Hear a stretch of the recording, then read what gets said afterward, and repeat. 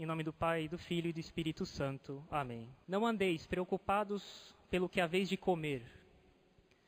Uma vez passadas as grandes festas, do tempo pascal, de Pentecostes, de Corpus Christi, vale a pena a gente voltar a ver aqueles sermões sobre a família, já que o assunto continua atual, vai continuar sendo atual durante um bom tempo, talvez durante gerações, viu?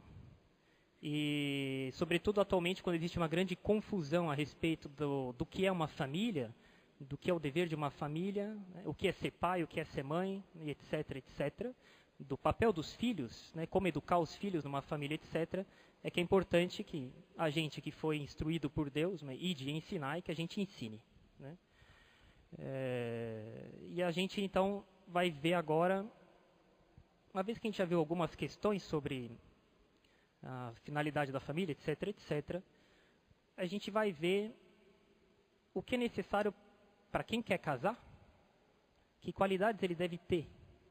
E a gente vai começar pelos rapazes. E por que pelos rapazes? Porque,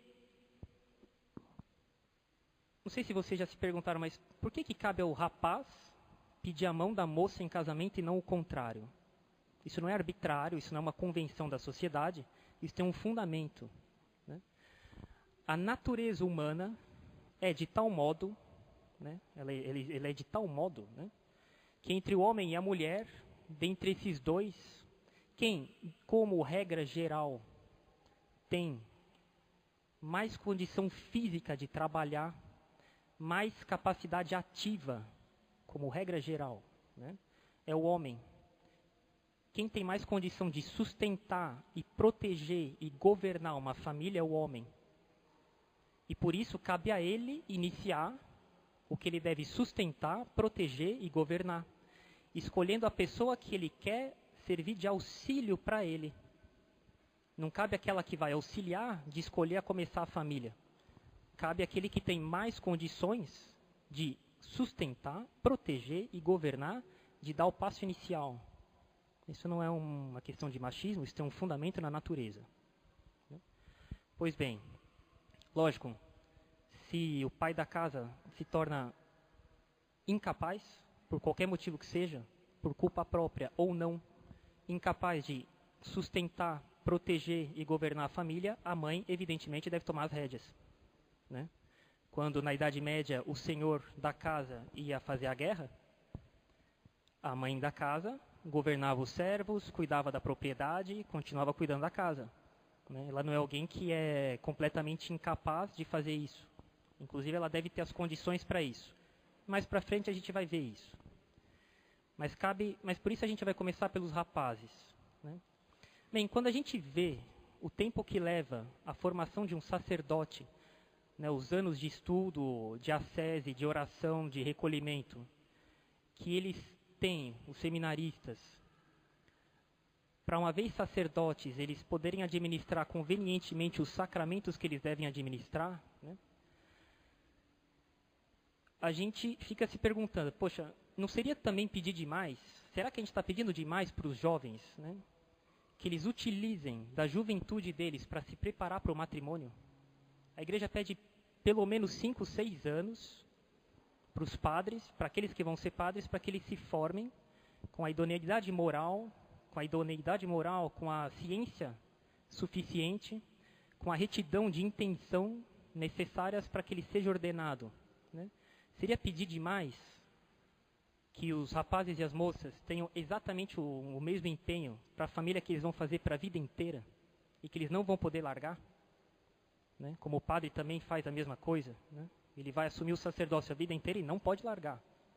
Felizmente acontece, mas não devia acontecer. Então não é pedir demais. E pois bem, mas quais são as qualidades então, que um rapaz tem que ter? A gente só vai ver uma hoje. E aos poucos a gente vai ver outras, sem também querer ser exaustivo. Agora, a primeira é que ele seja capaz de levar uma casa nas costas, por assim dizer. Que ele tenha, vamos começar pelos fundamentos naturais, depois a gente vai ver os fundamentos sobrenaturais, que ele tenha a condição financeira disso. Na hora que ele vai casar, ele tem que poder se dizer assim: eu, pelos meus recursos, e não com a ajuda do meu pai, com a ajuda do meu avô, com a ajuda de outra família, né? Eu tenho condição de levar a minha casa nas costas. Agora, é necessário ter conceitos justos sobre as coisas. Então aqui é necessário evitar, lógico, dois erros, né? Opostos, né? Querer casar sem nenhum recurso, o que seria de uma imprudência assim enorme, né? Evidentemente isso vai dar mal, vai acabar dando problema. Mas é necessário saber que não se pode exagerar para o outro lado também. Então é necessário saber que para casar não é necessário esperar ter casa própria. Não é necessário esperar ter emprego público com estabilidade garantida. Não é necessário ter um salário alto capaz de sustentar 7, 8, 10 filhos desde o começo do casamento. Basta que se tenha condições de alugar uma casa, alugar um apartamento, simples que seja. Que ele tenha um emprego que dê, no mínimo, condições de começar uma família. E ponto. Né? Tem muitos rapazes que têm receio de casar porque eles têm um salário modesto, porque ainda não têm uma casa comprada, fica com medo de perder o emprego no começo da vida de casado, e isso é um erro. Isso é um erro. Porque qual é a consequência desse exagero? Né? A consequência é que o tempo passa, e a pessoa não casa, e a igreja e a nação vão se vendo sem famílias, que não dão filhos para a igreja e para o país. E ao invés da pessoa ajudar a igreja com uma família, por pobre e simples que seja, né, o rapaz simplesmente não ajuda, continuando sozinho, sem ter uma família, a juventude dele vai indo embora a cada dia, o vigor físico dele, a vivacidade de inteligência, a coragem que a juventude tem, né, e ele mesmo se prejudica porque, quando se casa, aos poucos você vai amadurecendo, porque diante das coisas que você tem que resolver, né, você vai parar para pensar, você pede conselho, você tem que tomar uma decisão e você se vira, coisa que você não faz se você está sozinho. Então, o casamento amadurece as pessoas, né? O sacerdócio amadurece as pessoas, o seminário amadurece, a faculdade amadurece, né? Agora, se você fica em casa, né, sem fazer nada, você não vai amadurecer, né? E a própria pessoa se prejudica, né? Então, é necessário evitar esse erro excessivo, né? E não existe nenhuma dúvida, é infinitamente melhor que a pessoa ajude a sociedade e a igreja com uma família pobre e simples do que não tendo uma família. Né? Além disso, do mesmo modo que ninguém nasce pronto, né, também nenhuma família começa com tudo que ela vai ter no futuro. Né? Uma criança ela começa pequenininha, né? E ninguém tem medo de ter um filho, porque ele nasce pequenininho, tão frágil, e se ele ficar doente, e se ele se machucar, calma, né? Ele vai se desenvolvendo aos poucos, né? Ninguém nasce pronto, e a família é assim também, né? Uma família não começa com todos os móveis, com todos os cômodos, com todas as propriedades, com todos os investimentos, com toda a solidez que ela vai ter anos depois. Não é assim no começo. Né? E também não tem cabimento, então, você ficar adiando a escolha de uma moça porque você ainda não tem casa própria. Mas aluga uma casa. Né? Eu conheço gente, mas todo mundo aqui conhece gente que tem 7 filhos, 8 filhos e não tem casa própria. Pois bem, ele ajuda a sociedade, ele faz o bem, ajuda a Deus, né? E a igreja e a sociedade com casa alugada e não tem casa própria. Muito bem. Né?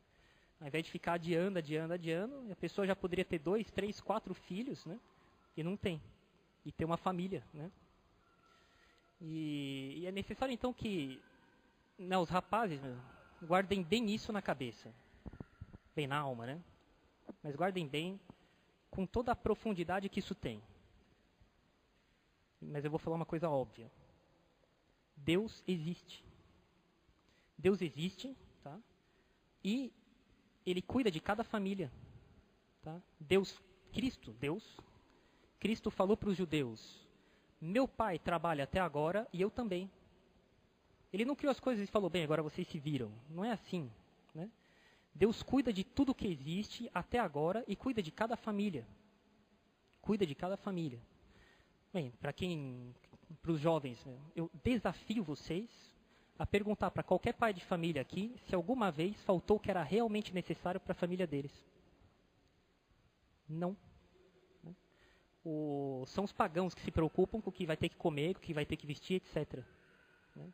E nosso Senhor, ele se engaja, cada vez que os fiéis casam, Cristo se engaja a dar os socorros que vão ser necessários para eles cumprirem convenientemente e com uma certa facilidade. Vai ter que suar, mas vai ter uma certa facilidade. As obrigações que você adquire quando você casa. Inclusive, garantindo que você vai ter os meios necessários para sustentar materialmente a sua família. Por pobre que seja. Evidentemente, Deus não deve nada para ninguém. Mas ele se comprometeu a ajudar aqueles que recebem o sacramento do matrimônio com as graças necessárias e os meios naturais e sobrenaturais para sustentar a família. E Deus, bem, ele mantém as suas promessas. E o casal, justamente por causa da graça sacramental, eles têm direito de pedir e de ganhar de Deus essas graças. A condição é dupla. Que o casal esteja em estado de graça, porque o pecador só tem 2 direitos, de morrer e de ir para o inferno. Ele pode rezar e deve rezar para se arrepender e se salvar, mas ele não está merecendo a salvação dele. Ele não está em estado de graça, que mérito sobrenatural ele pode ter? O que Deus faz é em função de outros méritos da igreja, de Nossa Senhora, dos santos, etc., de obter para ele a graça da conversão e do arrependimento. E Deus considera também o esforço que a pessoa tem. Mas se vocês querem, por direito, ter o que Deus, por direito, deve dar para vocês porque ele se comprometeu, vocês têm que estar em estado de graça. E 2, pedir. Vocês têm que pedir. Quantos pais e quantas mães, eles não recebem o que eles precisam para cuidar da família, porque eles têm uma vida de pecado, eles evitam filhos, eles têm um cotidiano onde eles não evitam as coisas que prejudicam os filhos, a esposa, ele mesmo. A esposa também, você olha para todo mundo na casa, aquelas coisas que não impedem, de maneira grave, pelo menos, a ação do demônio na casa. Isso é uma negligência grave, plenamente advertida e consentida, é pecado grave. E eles vão vivendo em pecado grave, sobretudo em relação a evitar os filhos. Que direito eles vão ter de receber as graças que eles precisariam e que Deus ia dar para eles se eles pedissem? Nenhum. E é assim que muitos casais começam a vida com muito boa disposição e anos depois eles terminam se odiando, dizendo coisas inacreditáveis na justiça, porque eles não guardaram o estado de graça e eles não pediram para Deus o que eles precisavam para se amar, para cuidar dos filhos e manter a família. E eram graças que estavam na porta deles, era só bater que Deus ia dar. E então é necessário estar em estado de graça e pedir, e Deus dá. A verdade é que isso inclui as necessidades materiais da casa.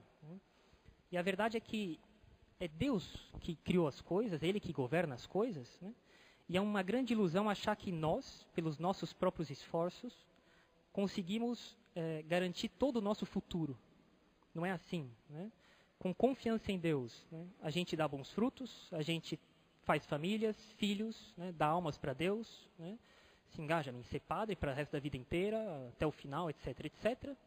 E sem confiança em Deus, a verdade é que a gente permanece inatível e estéril. Então,